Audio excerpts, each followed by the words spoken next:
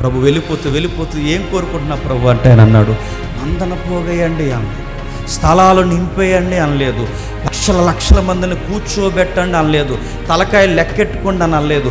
మాది పెద్ద సంఘము, మాకు 1000 మంది వస్తారు, మాకు 3 వర్షిప్లు 4 వర్షిప్లు డే బై డే కాకుండా 1 డేలోనే అవర్ బై అవర్ అంటే గంటల వ్యవధిలోనే మాకు వర్షిప్ జరుగుతుంది. ఇలా చెప్పుకొని సంఖ్యను చూపించుకుని ఫోటోలు తీసుకుని ఫేస్బుక్లో పెట్టుకునే ఈ మినిస్ట్రీలు మనకు అప్పగించలేదు. మనకు అప్పగించింది చెప్పిన 2-3 అప్పగించిన ఆ 2-3 చెప్పండి వాక్యం.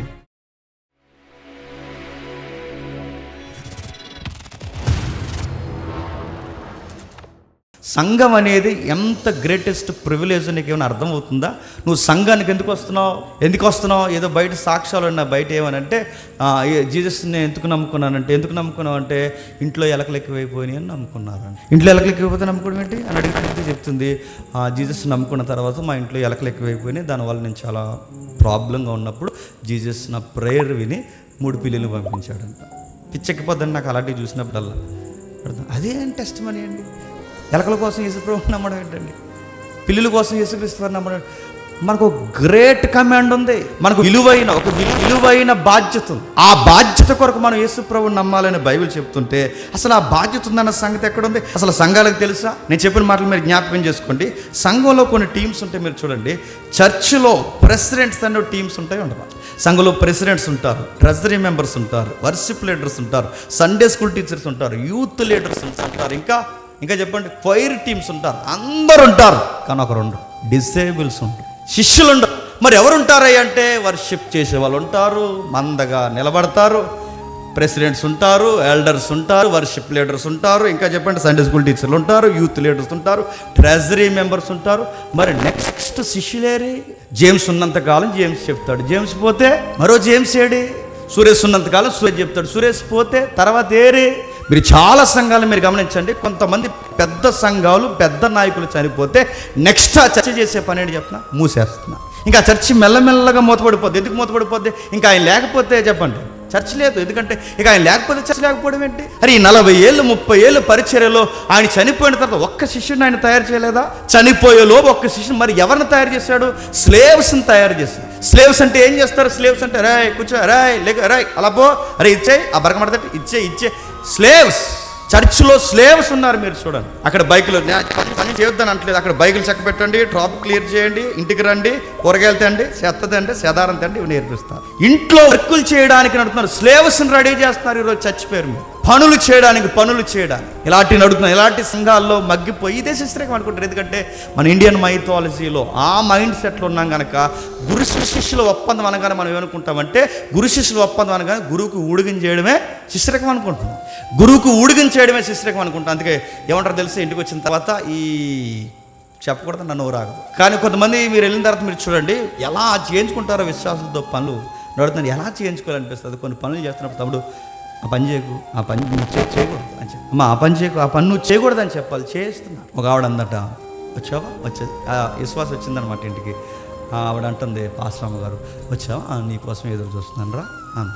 వచ్చావు కదా, ఆ 2 గిన్నెలు కడిగేసి అవన్నీ ఇలా తుడిచేసి ఇలా వచ్చాయంటే అప్పుడు ఆవిడ పెద్ద పరిచయం అనుకుంటుంది. ఆ 2 గిన్నెలు కడిగేసి ఆ ఊడిచేసిన తర్వాత ఆవిడ అందంట, మీకు నాకు స్ట్రాంగ్గా టీ ఎట్టమంటారా లాసు అందంట. పెట్టాను. కానీ ఇప్పుడు అయ్యగారి ఇంట్లో పని చేయడమే పెద్ద దీవెన అనుకుంటున్నారు. నేను సహకరించొద్దని చెప్పట్లేదు, సేవకులకి సేవ చేయొద్దని చెప్పట్లేదు, కానీ అన్నిటికన్నా ముఖ్యమైనది ఒకటి ఉంది, వర్డ్ నేర్చుకోవాలి. గుర్తుపెట్టుకో, వాక్యం నేర్చుకోవాలి. నువ్వు గిన్నెలు కడుగుతావో, తడిగుడ్లు వేస్తావో, వాళ్ళకి సాయం చేస్తావో, కూరగాయలు తెస్తావో, ఇంకేం చేస్తావో, వాళ్ళ బట్టలు దూతావో, ఎన్నన్నా చెయ్యి, బట్ వాళ్ళ దగ్గర 4 ముక్కలు నేర్చుకో.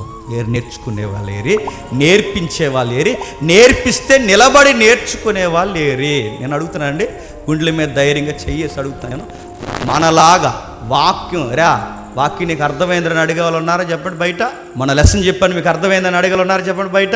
ఎలా ఉంటుందో తెలుసా? వచ్చారా, ఇచ్చారా, వెళ్ళండి అంటారా అంతే. వాక్యం అర్థమైందని అడిగే వాళ్ళు ఉన్నారు చూడండి బయట, ఎక్కడ మీకు కనిపించరు. కానీ గుర్తుపట్టండి, గమనించండి, వాక్యం నేర్చుకోవడానికి సంఘానికి రావాలి, శిష్యరికాన్ని తయారు చేయాలి. అందుకే సంఘంలో ట్రెజరీ మెంబర్స్ ఉన్నారు, వర్షిప్ లీడర్స్ ఉన్నారు, సండే స్కూల్ టీచర్స్ ఉన్నారు, యూత్ లీడర్స్ ఉన్నారు, రకరకాల టీం మెంబర్స్ ఉన్నారు. ఇప్పుడు కొత్త పథకాలు కూడా వచ్చాయి, ఎందరో ఉన్నారు, కానీ శిష్యులు లేరు. శిష్యులు తయారవ్వాలి. మీరు గ్రేట్ మినిస్ట్రీలు ఏమన్నా మీరు గమనించండి.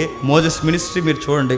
ఆది కాండంలో మోసే గారు వెళ్ళిపోతే యెహోషువ, ఏలి వెళ్ళిపోతే ఎలీషా ఉన్నాడు, పౌలు వెళ్ళిపోతే తిమోతి ఉన్నాడు. మనం పోతే అచ్చు జిరాక్స్ కాపీల్లా కొంతమంది జేమ్స్లు ఉండాలి. గుర్తుపెట్టి నన్ను వంక పెట్టుకుని చెప్తున్నా. అచ్చు మనలాంటి వారు లేకపోయినా, అన్న లేకపోయినా లీడ్ చేయగలరు అని చెప్పగలిగే వాళ్ళు ఉండాలి మనిషి. ప్రభు వెళ్ళిపోతూ ఏం కోరుకుంటున్నా ప్రభు అంటే ఆయన అన్నాడు, మందన పోగేయండి అనలేదు, స్థలాలు నింపేయండి అనలేదు, లక్షల మందిని కూర్చోబెట్టండి అనలేదు, తలకాయలు లెక్కెట్టుకోండి అని అనలేదు.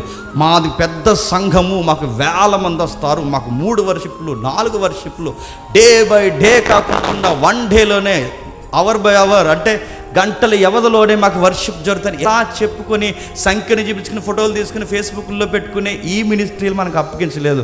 మనకు అప్పగించింది చెప్పినా 2-3 అప్పగించినా ఆ 2-3 చెప్పండి వాక్యం నేర్పి. ఇంతమంది ఉన్నారా? మళ్ళీ చెప్తున్నాను, ఇంతమంది లెక్కల్లోకి వస్తారు లేదో నాకు తెలియదు, కానీ ఇక్కడ శ్రద్ధగా ప్రతి వారం చెబుతున్న మాట ఎవరైతే నేర్చుకుంటారో, మళ్ళీ చెప్తున్నాను, ఇక్కడ శ్రద్ధగా చెబుతున్న ప్రతి మాట ఎవరైతే రాసుకొని నేర్చుకొని డౌట్స్ వస్తే అడిగి ఎవరైతే ప్రతి వారము తమ్మును తాము అభివృద్ధి పరుచుకుంటారో, రేపొద్దున యేసుప్రభు జడ్జిమెంట్ ఇస్తే, జేమ్స్ ఎంతమందిని తయారు చేసేవారు అని అడిగితే, నేను చెప్పుకోవడానికి ఆ రాసుకుని నేర్చుకుని ఉన్నారు చూసారా, అలానండి అసలు సంఘంగా నిలబడి. మరి మిగిలిన వాళ్ళందరూ ఎందుకు వచ్చారు? అలా వస్తారు అంతే.